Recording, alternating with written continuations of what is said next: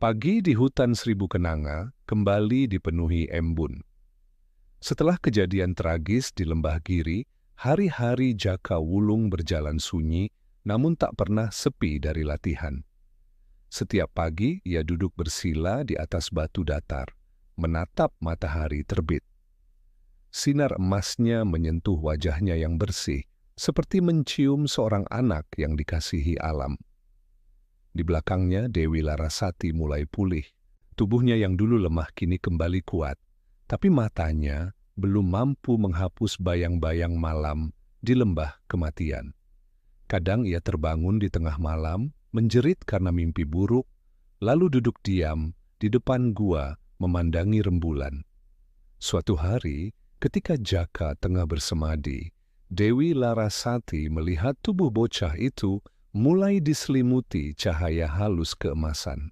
Sinar itu berdenyut lembut mengikuti napasnya, menembus kulit, lalu mengalir ke tanah di sekitarnya. Rumput dan bunga yang layu pun kembali segar.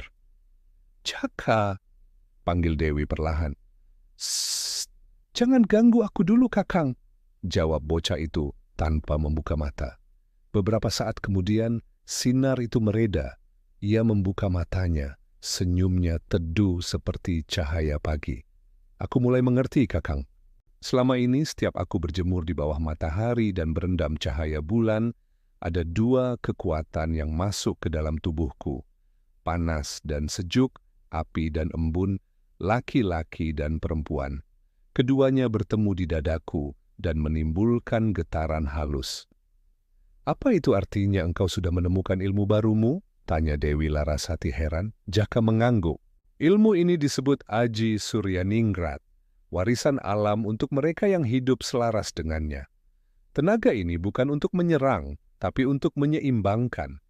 Dengan tenaga ini, aku bisa merasakan arus kehidupan di sekitar, napas angin, denyut tanah, bahkan getaran niat jahat yang mendekat." Dewi Larasati menatap bocah itu takjub. "Engkau seperti matahari kecil, Jaka. Tapi apa engkau tak takut kekuatan itu menarik perhatian orang-orang jahat?"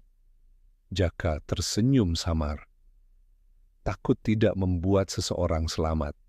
Aku hanya perlu menjaga keseimbangan, karena kekuatan tanpa kasih akan berubah menjadi racun." Sore itu, mereka duduk di tepi sungai, dan Jaka menunjukkan cara menenangkan diri melalui napas dan getaran hati. Dewi Larasati mengikuti dengan sungguh-sungguh, meski dalam dirinya masih bergejolak dendam. Namun malam itu, saat bulan naik di langit, hawa aneh tiba-tiba terasa di udara. Angin berputar di sekitar hutan, membawa suara tawa samar yang menggema dari kejauhan. Burung-burung malam beterbangan panik.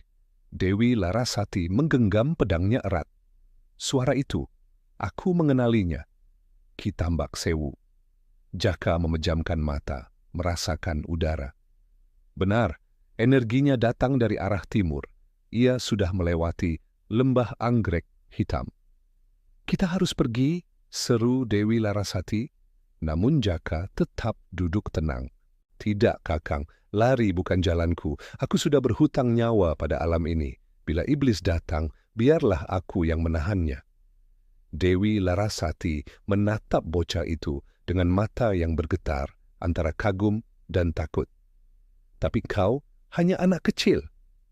"Tubuhku kecil, tapi jiwaku telah hidup dalam cahaya matahari dan bulan," jawab Jaka lembut.